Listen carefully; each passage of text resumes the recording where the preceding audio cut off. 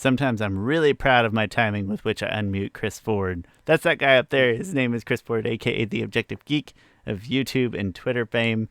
My name's Shawn Shaler. Thank you for joining us for The Legend of Korra, Book 3, Change, Chapter 6.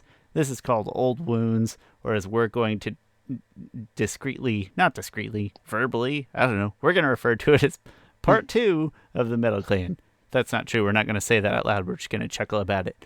Chris, before we get started, how's it going? How's your week been? It's been good. Fun fact, Old Wounds is also the episode title of a Batman the Animated Series episode, and that's actually a really great episode. I highly recommend you guys check that out. Is it in season 1? Because it seems No, season familiar and I've been four. watching through relatively recently.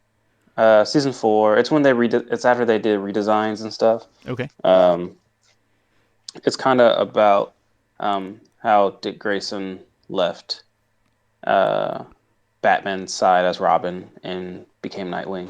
That sounds really sad. Yeah, which is I love the Hence the episode title. because like what drove him over the edge. Over the Edge, that's funny. Over the Edge is another great episode title in Batman season four. Um, that's a really great episode as well.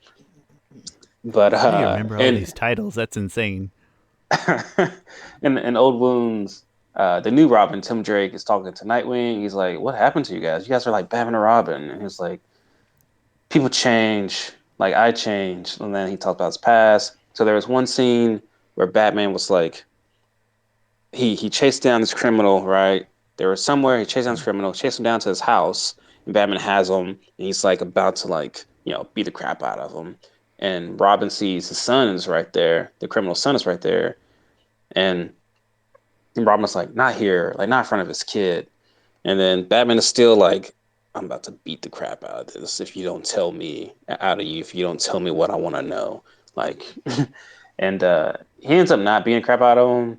But so they leave the guys home, and then and this is a flashback, and Robin's like I'm done with you and so and or at first Batman's like, no, you got to follow my orders. Like you don't tell me how to handle criminals and stuff like that. And Robin's like, I'm done with you. Like you're just sad and pathetic. And then Batman goes to grab his shoulder, and then Robin punches him and knocks him out. Well, he doesn't knock him out because he's Batman. You're not gonna knock out Batman with a single punch. Um, but he punches Batman. So then, so Tim Nightwing and Robin Tim Drake in the present are investigating something, and they come across that same criminal, and so like Robin left Batman.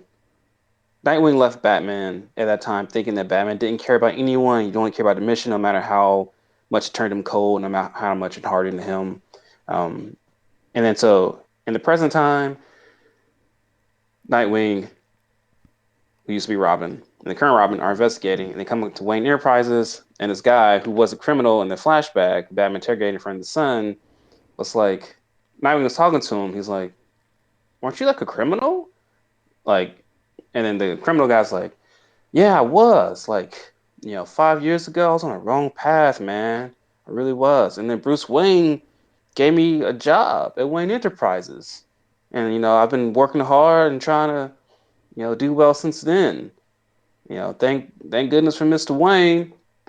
And so like Nightwing gets down like, oh, okay, so maybe he wasn't, as hardened. Like he actually ended up giving that guy a job, turn that guy's life around.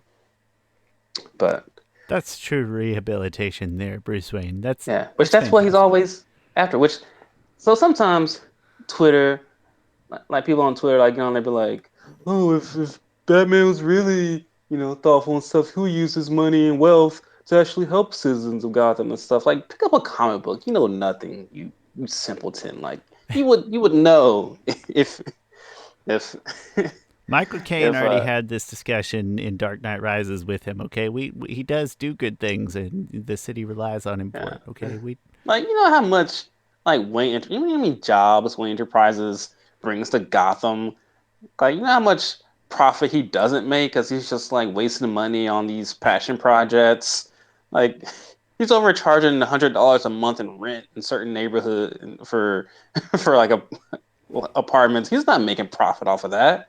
Get out of here with that hot take that you think is hot. That's not a hot take. Thing is, you He's see a this every now and then. People regurgitate the same BS statement. You can just tell people don't read comics. They don't watch stuff. They just see a rich guy, and they're like, "Oh, if he really needed some help, he wouldn't beat up criminals. He would beat up the criminally insane." And well, first off, you're talking about like people like the Joker. Like, stop being a Joker apologist. Well, And no, this I guy, think they're talking about the way that I play the games on like the PlayStation 3. Like, yeah, I unnecessarily beat the crap out of criminally insane people, I just, I but just, my playthrough is not canon, you know.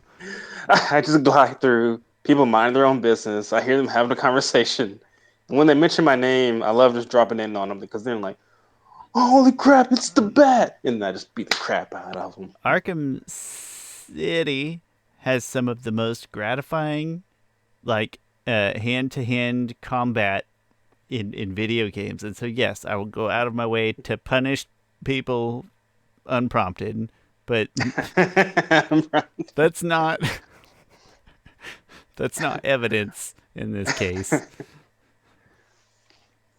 Well, that Anyway, sounds good. I think I've just started season 2 on my other watch through, but it's my like my work watch through. So I can't see the TV. It's behind my head because I'm working. hmm. I just get lonely in my house. I want some noise, and so, but so I'm like season 2, episode 2 or 3, in my Batman animated series watch through.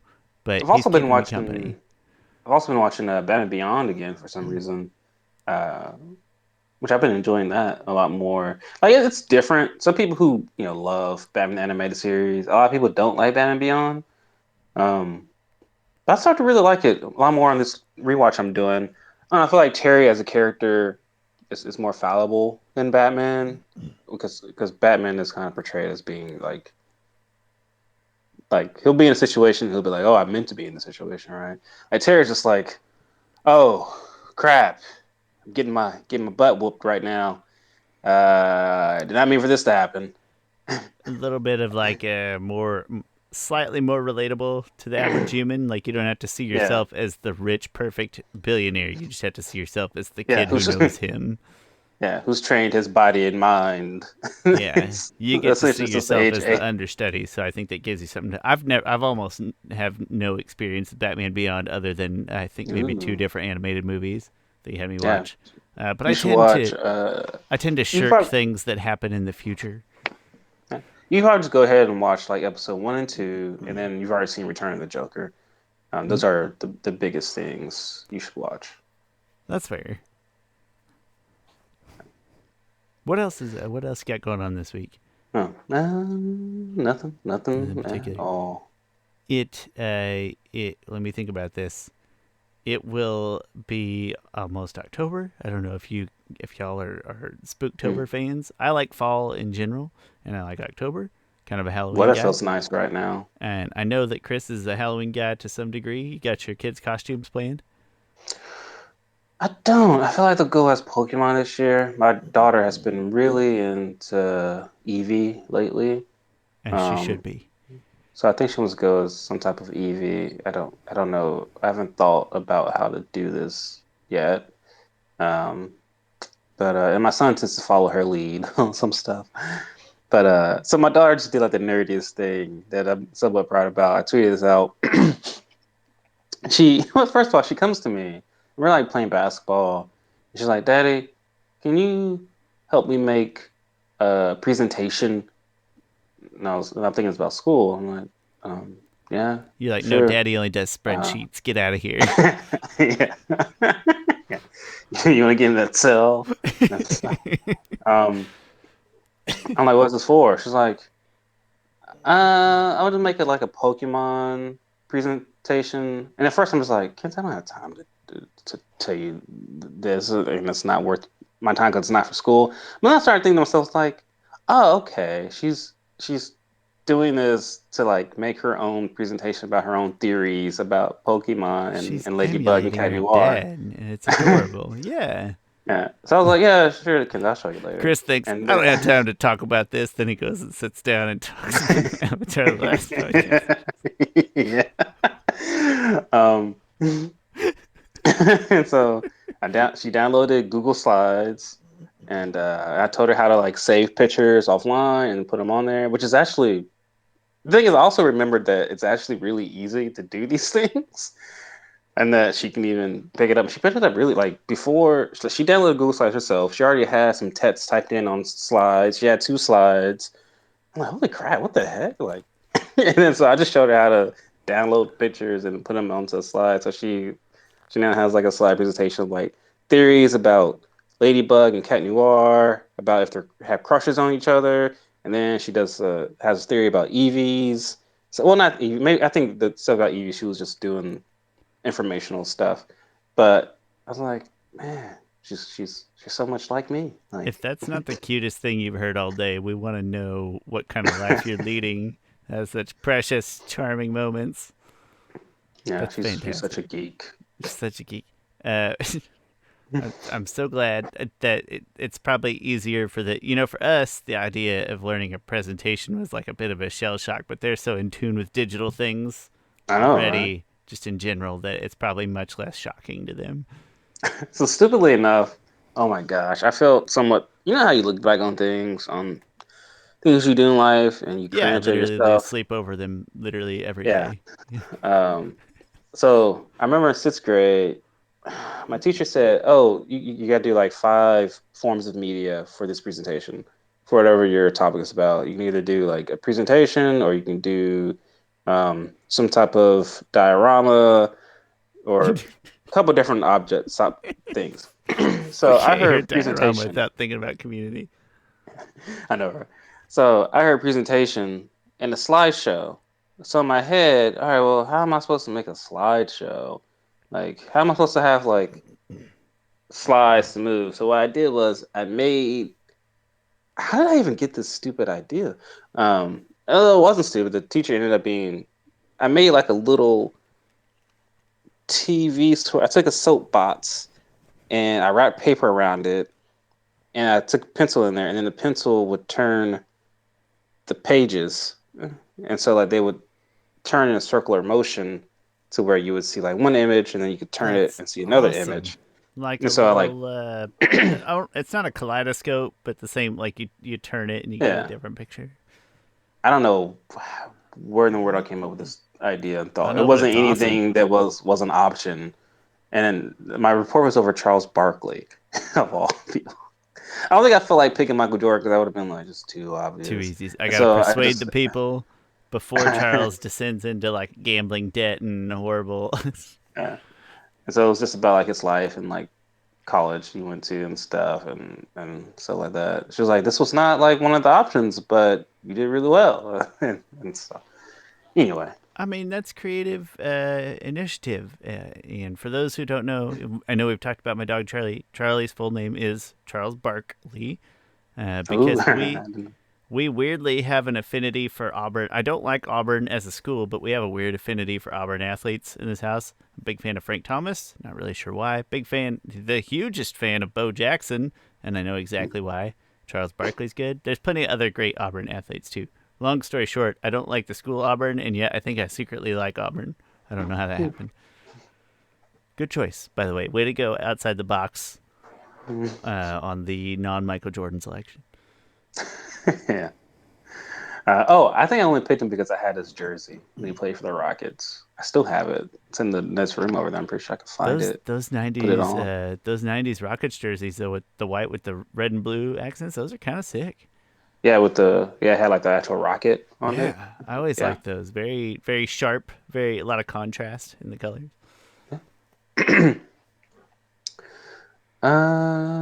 So anyway, I don't know where Awesome. we're going. No, We'll I don't know. start We're just talking about our week. uh, Well, I don't have many updates from last week other than that. So like anniversary is last week, and then we turn around. We have birthday. Heather's birthday is next week, and I do this every year where like I get through all of my good ideas for the anniversary, and then I got nothing left for well, birthday. then you got her something from Comic Con, I think, right? And then you're like, oh, I should save this for her birthday And then I or for her anniversary, didn't and then you gave it to her like immediately. 2 hours late. Yeah. 2 hours, whatever, immediately.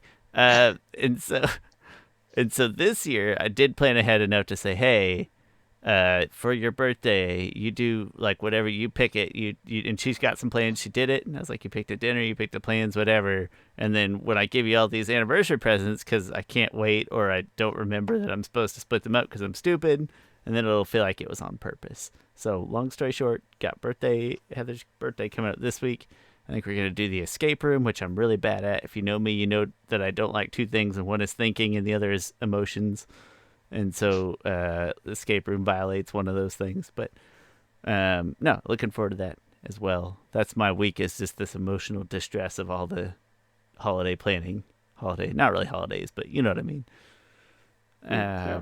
Well, hey, if there's nothing else, let's jump into Old Wounds, which is our episode this week. Yeah. And you can tell right from that picture that it's going to be a great one. Lots of feels All in this right. episode. So this episode mostly takes place in Xiaofu. I keep saying Xiaofu because that's the way Bryan pronounced it in the commentary. What do they say in I the feel show like itself? Do they? Xiaofu. I feel like Zhao would have a ZH. I think because we've seen a Zhao with a ZH, that's where my brain wants to see a Yeah, Zhao. So, Xiaofu. but I just keep saying Xiaofu. we also see a Mei that could be a Mai, That's and true. yeah, whatever. Yeah, yeah. Words It's are it's fiction. yeah. Anyway, they're in Zaofu, and okay, so Opal and Bolin, Opal is learning airbending, and Korra is kind of teaching her some moves. I've always had this thought. I had a video idea also, like what makes a person a master at a certain bending. In certain elements, like airbending, it's very concrete. It's like you create a new technique, or you do some type of hours and hours of meditation. Like Aang got his airbending tattoos because he created the air scooter. Tenzin got his airbending tattoos because he created like the air wheel thing. Janora because she was great and also invented like two or three types of different airbending and helped revitalize New Air Nation. Um, Other elements, it's not clear how you become a master. My understanding from watching the show and from doing a little bit of research on like what it takes to become like a master at a certain discipline of martial arts is that a master has the ability to teach others. And so when we see Paku like tell Katara like, all right, you're gonna be Aang's teacher now, and then she's like, but I'm not, teacher. And then at some point, he's like, he'll have to get used to calling you Master Katara. And so, in my head, the reason why he's dubbed her Master is because she is qualified enough to teach him waterbending. um, and this goes back to the whole like disciple master kind of situation, right? When you even see Jedi, they're like master, some that type of stuff. And then other people, usually when you see like martial artists call someone a master, it's oftentimes in a student teacher kind of form. So my point is that one could argue that Korra is a master airbender at this point. Granted, even she says she's like, I can show you the basics and stuff like that. So she'll be a master light, I guess. Master in training. Yeah. Kind of like Anakin was and in the Clone Wars. They did not give him the title of master, but he was still trained enough to teach Ahsoka. He was middle management of a Jedi. Yeah. Pretty much. Jedi middle management. Just what every Jedi strives for. Yeah, like he had his own Padawan, but he wasn't technically a master. But That's kind of messed up. Hey, Star Wars series. What the heck is the name? Vision, Star Wars Vision. Yeah, that's comes out today. As of. I mean, for Today, us, it's like today or yesterday or whatever. Oh but yeah, by the time you watch this, it'll be like last week. So maybe we'll have a chance to watch this. Start watching a little bit of that. I'm lying when I say I'll have a chance. I definitely won't. But looking forward to hearing people's thoughts on that. It's very anime inspired. It looks like it. Yeah. Um, okay, so Korra teaches Opal some airbending, and she picks up fairly well. And also, I just like this music and just the slight choreography that goes with it. Um, Bolin is wanting to learn metal bending from Suyin because he's always wanted to learn metal bending because he's always wanted to. Um, he always looked up to Toph and how she just created a whole bending by herself. And so at one point, Suyin and Korra has a conversation, and Suyin's like, "Oh, I can teach you metal bending," and then she's like, "Yeah, great." And so Suyin teaches Korra metal bending, and she picks it up. And then Suyin, it is solidified that Aang did not learn metal bending because she says, "Congratulations, you're the first metal bending avatar," which we knew that Aang didn't. We never seen Aang metal bend before. Um, it's funny, like a lot of people, like in my Korra versus Aang video, they're like, "Oh, well, Aang would have kept, Aang, he would have been like much stronger and stronger as an adult." First of all, I'm like, I don't know that. Like, I don't want to assume anything. I can Well, only take, strength isn't like Aang's MO, like yeah, pure bending strength. That's not something he was yeah. ever. I'm like, I can only take what we get, and I use pretty much what the best they have from each other. I don't think there's Um, anything to suggest that Aang was hitting the gym every day trying to master every yeah, sub and then element branch. And then the thing is, I could easily make an assumption like Aang could easily be like the Gohan type of character who doesn't train like for fighting, like because Gohan got like a lot weaker after he from Dragon Ball Z after he reached a certain potential, a certain limit, and I could easily see Aang just being like, "Oh, hey, there's no real threats." Like he wasn't that into training really. Like he skipped out on training a bunch of times. I just don't. Yeah, I don't think that And we was never see his him strength. Pun training in the intended. comics. But anyway, Hmm. not in He could be important. a great avatar without being, the best bender of all time. That's fine. Yeah. Um. Let's see here. Oh yeah. So she teaches Korra how to metal bend, and then she starts to teach Bolin. But before that, so Lin and Suyin, they're not getting along, especially because Suyin just. I'm sorry, especially because Lin just like told off um, Opal, and but Lynn has some stuff to deal with. Lynn is not feeling well. She's like looking all exhausted and stuff. And Wei recommends her an acupuncturist. So she goes to this acupuncturist who who tells her like acupuncture can certain extent clean up your chi, stuff like that, and also it will help with like repressed memories. So she has flashback to to uh to her time training as well, not training. She was like just a kind of a young recruit, and and with her and Opal, not Opal, sorry, her and Suyin when they were younger, and they just didn't get along. Lin was training to be a cop while Suyin was getting into trouble, um, kind of around a bunch of mischievous people. And so, funny enough, I didn't notice until I was listening to the commentary, but this flashback is actually there's actually layers to it. Like the first flashback actually takes place. Oops, sorry, I got a cough. If I was any help at all, I would have muted you for you. No help. That would have You been you loud too, caught me all up in mid your ear. gulp. What can I say? Um, so the first flashback, right? Lynn walks into the room and looks like Suya and her friends have stolen some stuff. So that's one flashback, and then like years later is the next flashback when she's with them and she's driving the getaway car. Which I did not pick up on that was like years later. But they're like, yeah, Lynn looks a little bit older. Her uniform is a lot different. Like before, her uniform was like more of a just a kind of a recruit, and now her uniform is like full metal bending kind of regalia.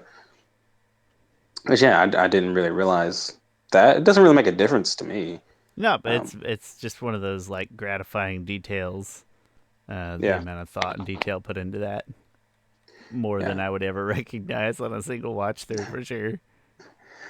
Yeah. So Su Yin is driving the getaway car after they steal something, and Lin catches her, and then Su Yin tries to get away, then Lin wraps her arm, and then Su Yin cuts it, and then that cable is what gives um, Lin the scars that she has over her cheeks, over her cheek. And then they also flash back to where Toph is just trying to deal with the situation, which I love. I love that the family's messed up. I know that sounds weird to say, but not everything ends in happy endings. Like siblings tend not to get along a lot of times. Like there's a lot of resentment that goes on between siblings often, um, and especially between these two. I much rather have this story than having just some good old goody tissue kind of deal. Like Lynn is like if they had such a great upbringing and Lynn was still the way she is, I don't think that will be bad storytelling because there will be nothing to support her being that way. But I get it now. It's not my favorite thing to watch. Just not one of those things I enjoy watching, but it does feel very real. It informs not just their characters, but also Toph's character beyond Hmm. Avatar: The Last Airbender in a really Yeah. interesting way. One of those where what do the young people say? Like they didn't have to go that hard, but Hmm. it's very deep and very detailed. Yeah. So it ends with Toph gets their police report. She rips it up. She's like, Lynn, she's like, Suyin, you had to move. Go move your grandparents. She's like, this is the only way I can deal with this. Like, I'm the police chief. I can't have a daughter who's stealing stuff. And uh, and that's how the flashback ends. And so Lynn has been kind of dealing with that, kind of in the back of her head, but that has informed the character a great deal. And while they're training, um, Lynn is just like, Suyin, we need to talk. And then they fight it out. It's a pretty great fight. Like, I know nothing's going to kind of come of the fight. I know. It feels So, kind of oddly low stakes. yeah, it's low stakes. And so I tend to have an issue. So one of my biggest issues with Marvel is that sometimes there's a fight and I feel like it has zero stakes.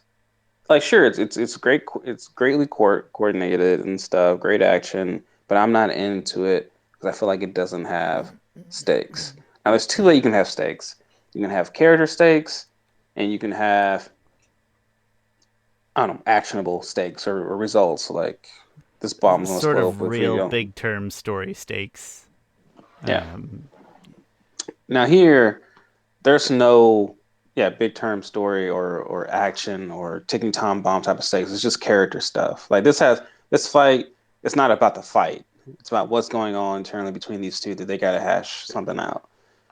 Um, and then it's a great fight, and you can kind of tell that the fight doesn't have that many like they're not trying to kill each other, especially because like the way that the crowd around is kind of cheering them on. They would not be cheering on Su Yin if she was like trying to kill her that sister. was oddly troubling or odd to me. Not bad. It's just like that's different.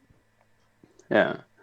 Like I said before, you gotta remember like bending in the Avatar universe is essentially yourself. It's just like it can be just like punching each other, right? Like if I got in a Yeah. fight with my best friend, which I got in fights before with friends, like we know we're not trying to beat the crap out of each other, but we're really fighting though, right? Like, but if I'm fighting someone that's my enemy, no, I'm trying to beat the crap out of them. Like if I get them on the ground, I'm going to stomp them out.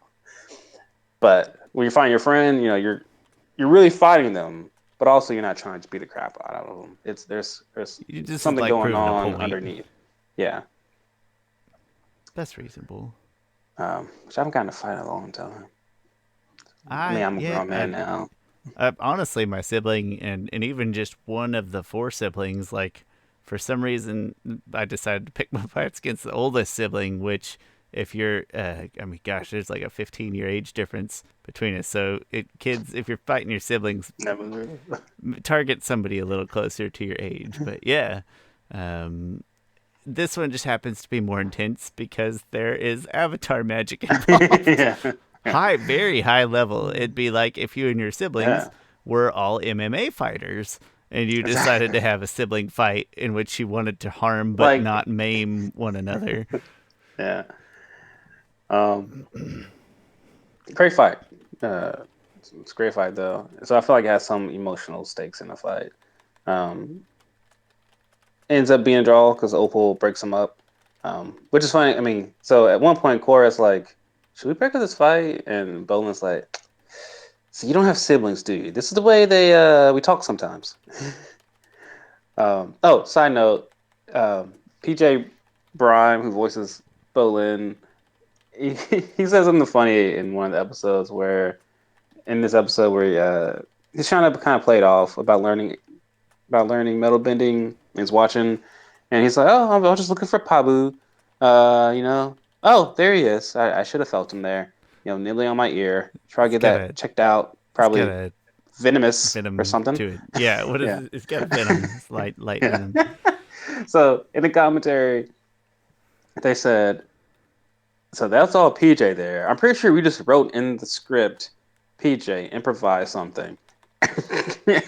Like he tends to be the one that goes off script the most between really anybody. I don't think anyone else really goes off script. Especially, I'm pretty sure Jennifer Ronnie does. Jennifer Ronnie, like, she's like, nope, the script is perfect. I don't want to touch it. and I forget the other guy's name who voices Mako, but PJ Bryan though he seems to have freedom to rip, and I mean that character calls for it, right? Yeah, absolutely. But yeah, so that's the episode for the most part. Oh, I'm sorry, that's not really the episode for the most part. So they fight, they stop, um, and then by the end of it, um, Suyin and Lin kind of come to an understanding. They're not in the lovey-dovey mode right now, which I feel like Suyin wants to be, but Lin is still like, it's okay. Because Suyin is like, yeah, you could live here. You could help me coordinate my dance routine and stuff like that. Oh, I forgot to mention in the previous episode, we see Kuvira for the first time. Um, she's in the Oh dance yeah, routine where they're yeah, doing the flower dance thing. that's exciting. Yeah. We also see her in this episode when Lynn is reading the newspaper. There's a picture of Kuvira on the newspaper, and apparently it's about like how she's the new head of security at Zalfu. Is this the episode with the magnet suit? Also, Yes. yeah. Yep. Time for step 2, which is Julie cleans up this mess. Yeah. Which I think he used that technology to build the trains. I feel like the trains are. Yeah, I think it's like a foreshadowing to the magnet. What is it? Yeah, I think magnetic fields keep the train like a like Yeah. hovering next to, but on the track. Yeah. Nice foreshadowing. As is the Um. Cuvier bits. So they were really, Yeah. No, they really were. laying out the tiles here. I like that. Yeah. It's funny. Later on in the season, Kuvira actually has a line, and you're like, why did they like just hold on to this character? This character's definitely coming back, guys. We don't know what this person's gonna do, but this Like, they've character's already gotten 2 coming back. nods in a row. They're not going Yeah. anywhere. Which right now you don't even notice her. You only notice her after you rewatch the show. Um, but okay, so Belen is still like, how about I just visit you every now and then and not attack you? And I'm like, all right, that's fine.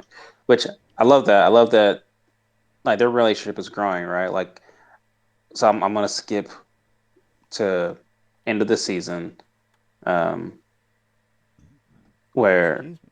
where Pali is like, shooting off combustion bending to people, and Lynn has to be a decoy before she leaves. Like she might die. She's like she holds Suyin. She's just like, "I love you, Sue," and then she goes off. Right. So it's just such.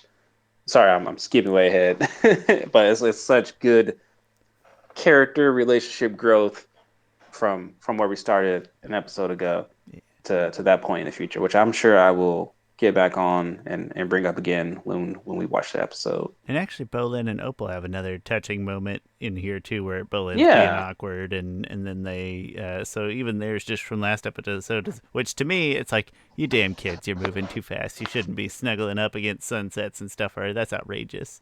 But it's a cute, Yeah. it's a pretty cute, touching moment. Yeah.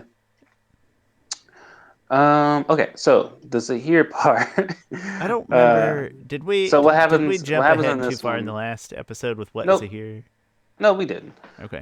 In this one, he's still in Republic City, but now everybody knows Red Lotus is in Republic City, so it's like a citywide manhunt, and like the border's kind of enclosed, or everything's being checkpoint. They have kidnapped a person and hijacked his car, but he has to drive, and and he's trying to get through security, and he ends up like his story ends up having holes in it, and the cop asks him to get out the car, and he gets out of the car, and he just runs away, and uh, and they have to kind of get a chase off from the cops, um, in this sense. So Shawn, I posed a question, or I sent you a message, and this is where this is going to come in. This is a good a time as any, I Yeah, guess, why to have this not? conversation.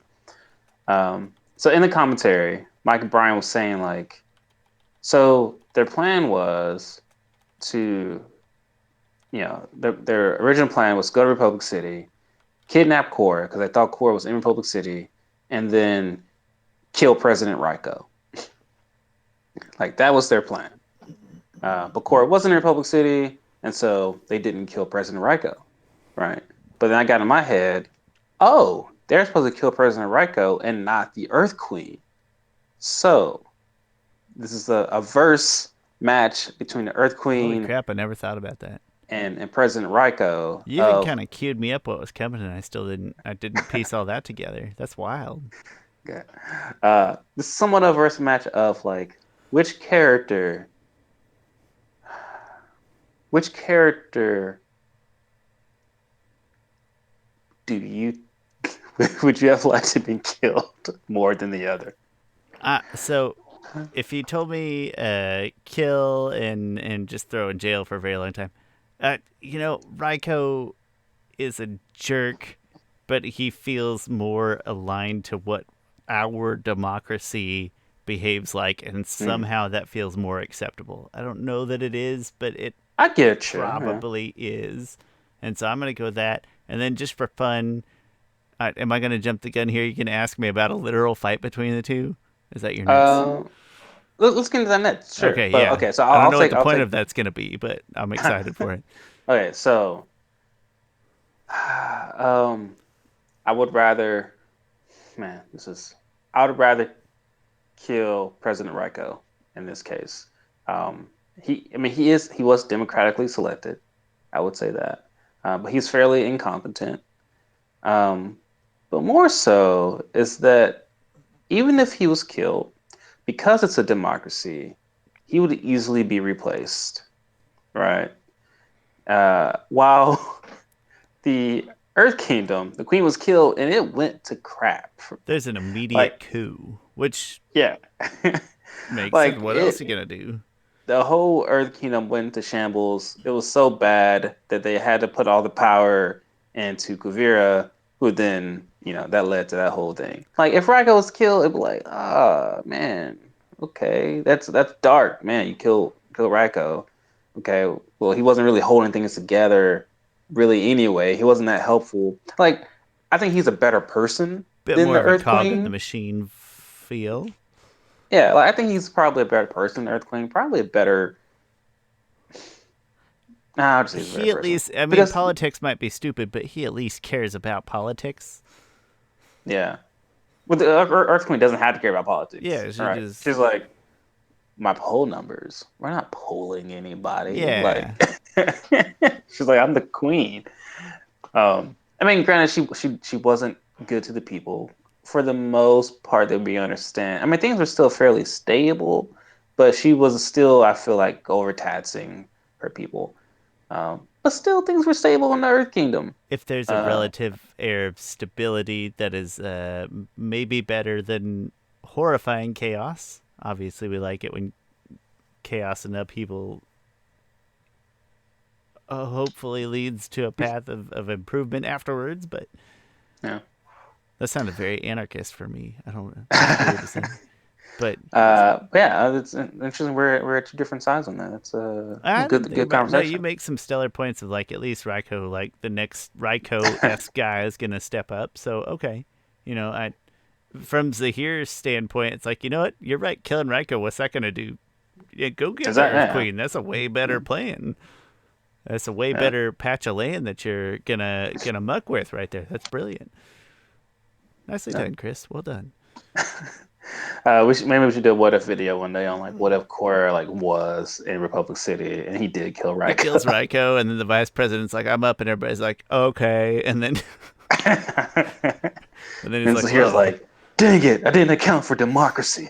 Well, what if they didn't have democracy when he got thrown in jail and he wasn't keeping up with like CNN in there, and so he gets out and he's like, "What is this?" He He's has got no to idea about. read all these manuscripts about like how democracy came to be through history, and so yeah, he's not familiar, and but whereas empirical system, not what am I thinking? Empirical. What's that? The numbers.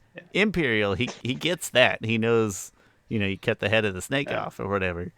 So that would actually yeah. be really funny, the what if video. And he's like, "What's a vice president?" And they're like, "Well, it's the next guy that becomes the president." And he's like, I guess we gotta kill them too. "How many Well, people we then got this to person kill?" takes And they're them. like, Like, wait, what is the United States line of succession? "There's at Um, least 10 of them. Like, there's at there's least a lot. if you don't Like, mind, I'll do a quick Google just for fun. Let's learn something here." I So, think we're pretty set list of for like people. You got to kill a lot of 15 people. people at least. Got to be killed until we're like questioning things.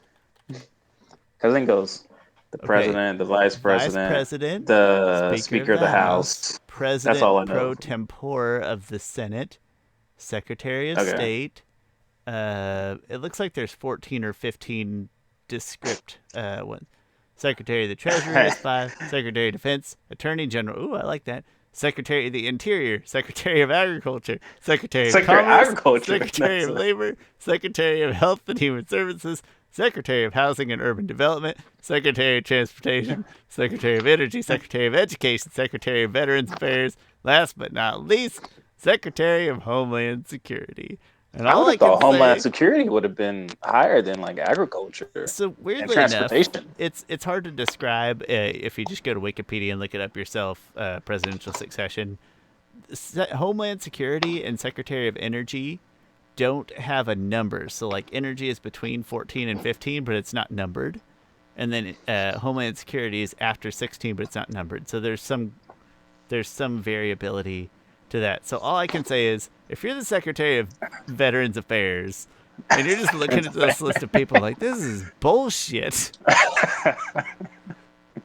or better yet, as Zahir is killing one after the other, and like at a certain point they don't understand the pattern yet. They get down to like the Secretary of State, and then you're like, oh, I get what he's doing. And then down at number 16, Secretary of Veterans Affairs, like, I'm out. Like, I'm curious here. Like, when was this built into the Constitution in the beginning of the country's origin? Because This like to think says if they thought really hard about this random situations, but didn't really think about slavery. Like, they're like, what if this situation comes up where all these Listen, events forget the happen? black people. Let's talk about the next presidents. Yeah. But what if there's a black president, sir? Was he What are born in you America? talking Well, about? he's black. We probably don't have documentation, so no. It's um, this says 1947 Oh, really? Okay. is when the act, but I think and don't quote me on this, but I think like the vice president stepping up, and that could have been in the original Constitution, That but would have this had to full been. I succession. and the Speaker of the House wasn't. Was there? I don't think there was a House. No, there was definitely a House. I'm Anyway, not as not well important. versed in like civics history as I should be, so I can't confirm. I know I would be surprised if at least like the vice president, that next step or two, weren't established much earlier. But then in 47, they're like, Yeah, guys, I mean, honestly, a somebody lot of gonna them were kill our dying. president. We gotta have an order. But I mean, here's like, senators were being killed just in random duels and stuff. Like they've had to have some type of success. Like, and they were like, and Washington was actually fighting in wars.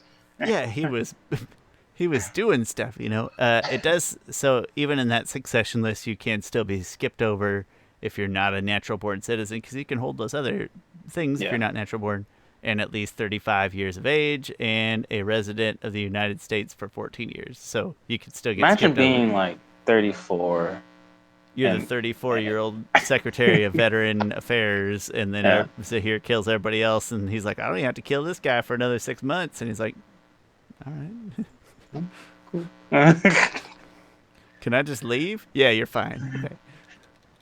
Now, where's the Secretary of Homeland Security's house? I bet Republic City will now build in into it like, oh man, there's assassins coming after us. All right, we need to build in some line of They're succession early here. enough in Republic City's lifespan that maybe they only had a president, vice president thing set up. I don't think They hadn't thought this out yet.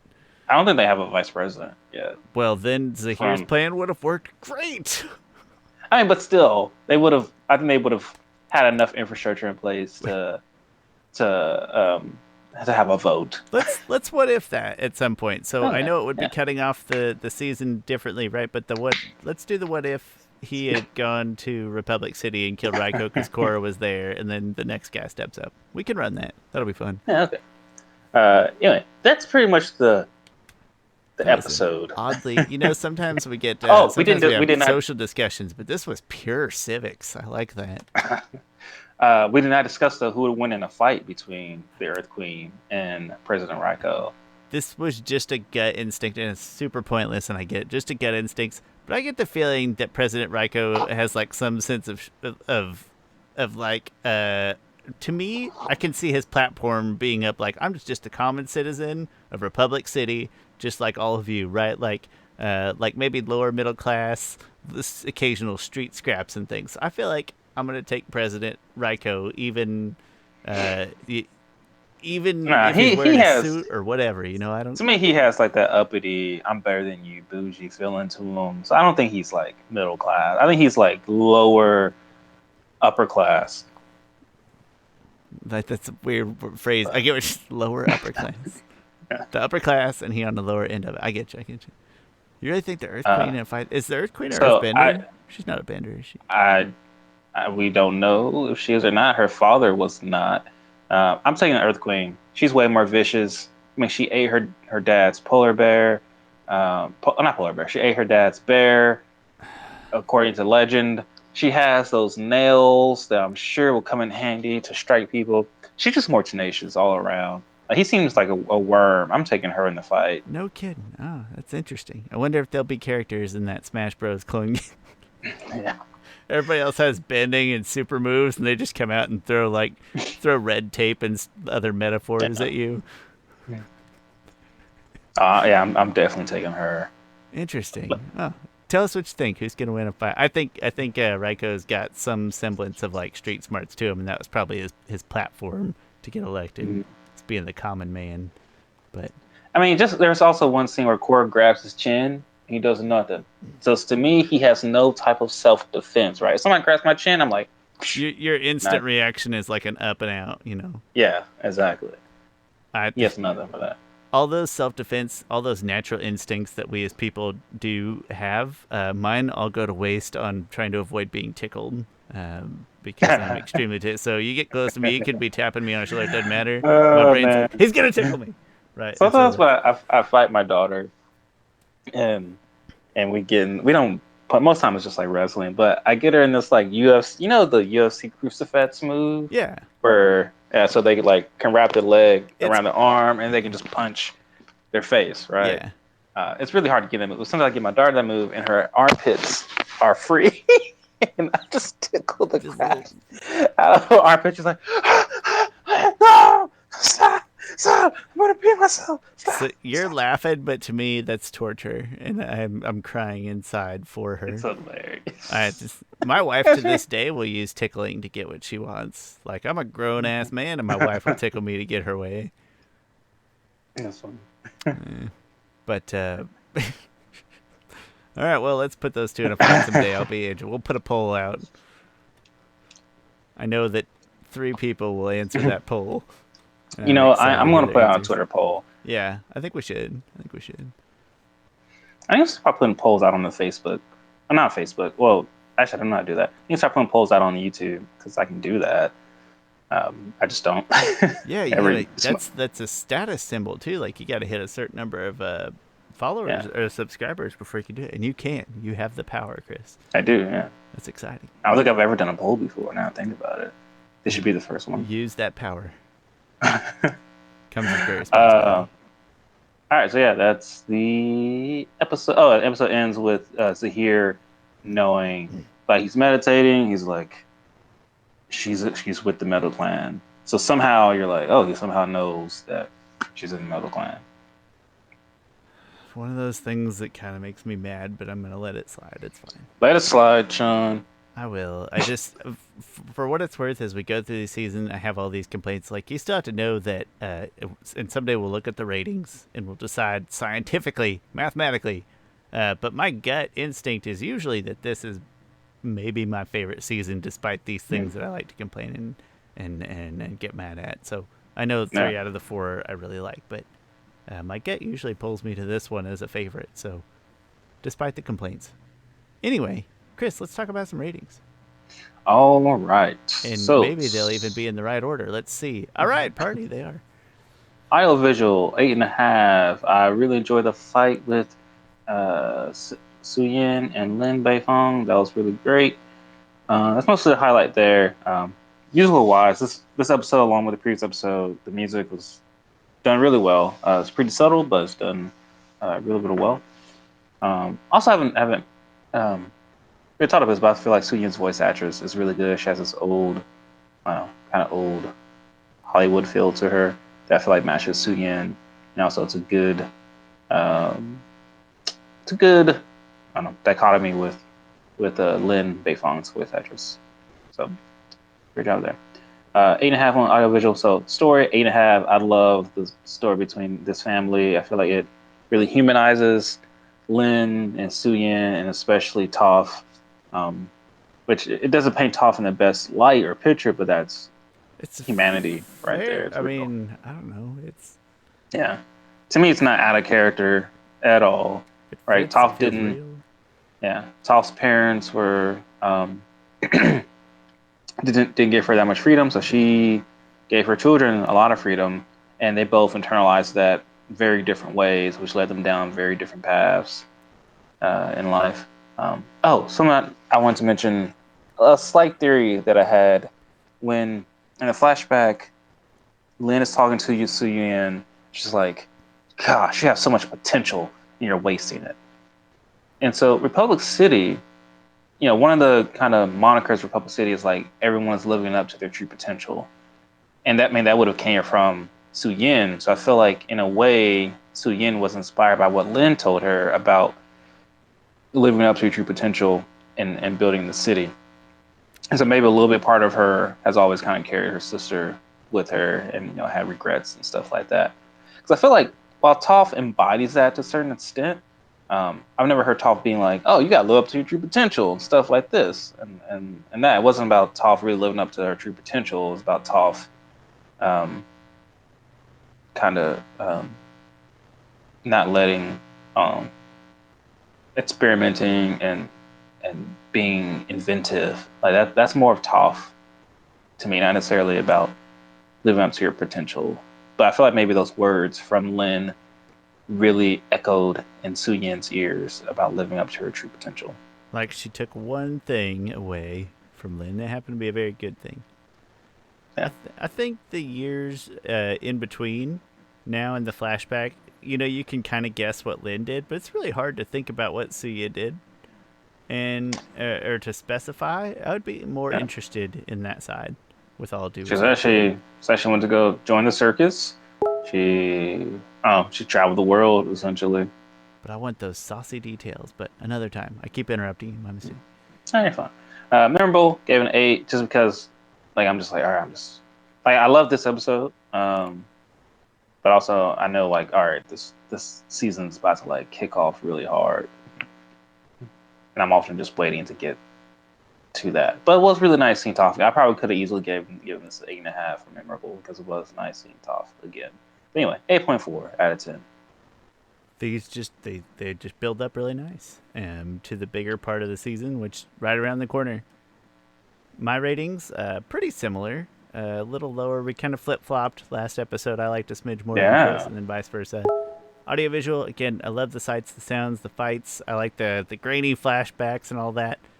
The story, it's what's the phrase? We're talking about 7.5. That's like context is key here, people. It's not a harsh bashing. It's a little too heavy-handed. Like Su Yin is a little too much of a monster, and Lin is a little too much of a monster, and they both really piss me off more than I want to be mad at a episode of this show. It's a really minor detail overall. It's still a nice story, and again, a good gateway to the rest of this excellent season right here. Memorable, the fight itself is memorable, and the flashbacks overall are memorable. I wouldn't say that any part sticks out and makes me just want to jump back into this episode, but what's there is good and sticks. So 7.8, and again, that rounds very similarly to an 8.1. So very respectable rating for quote unquote part 2 of the Metal Clan duology. Let's use that word, duology. Chris, final thoughts. I really like this episode. Really like those flashbacks there. It's great to see. I don't know, just that difference between those two characters.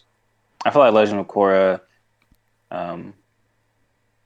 is things are a lot more human in Legend of Korra, and that's one of the things I like about it over Avatar. Not that I think it's a better show than the original Avatar, but there's certain aspects of it that I think does better than It feels Avatar. more real. Or what did you? Yeah, human. That's a better word than it feels more just actual human more than just a sort of nice young adult fiction, I guess. Well, regardless, very very excited for the next several episodes. Basically, every episode from here to the end of the series is pretty jam packed with big stuff. So getting to a really exciting point. I think the next one though, original Airbenders is that one's a little pause. That's like the calm before the storm. It is, and it's also such a strange, not strange. It's divergent, has different style, different tone, has different tone to it than the rest of them. It's still very unique, and that's always interesting to get. So, yeah, we'll do that. I don't think we're gonna try to stay away from tangents for a few weeks here and get on into the story. But we appreciate all of your patience with that. In the meantime, I got nothing else, so I'm Shawn Shaler. That's my friend Chris Ford, aka the Objective Geek of YouTube and Twitter fame. And you can find our social media. We're last_podcasters, or we have a Facebook page, Facebook at Avatar The Last Podcasters. And come interact with us. Tell us who would win in a fight. I already forgot his name. Raiko, or what's the Earth Queen's name? She got a real name, doesn't she? I don't know her name. The Earth Queen is her stage name, or is her ring name? Pardon me. So yeah, tell us who would win in a fight. We'll make Chris try to pull and see what that looks like. And who would you rather be assassinated? Who would you rather? That sounds horrible out of context. It does, I know, right? Please word your responses to that question carefully. In the meantime, my name's Shawn. That's Chris. Thank you so much Get for put on watching an FBI Avatar watch Last list. Podcasters. We're gonna get blacklisted from YouTube. Be like, no, we're just talking about cartoon characters. It's okay. Thanks a ton for watching, everybody. We will catch you next time.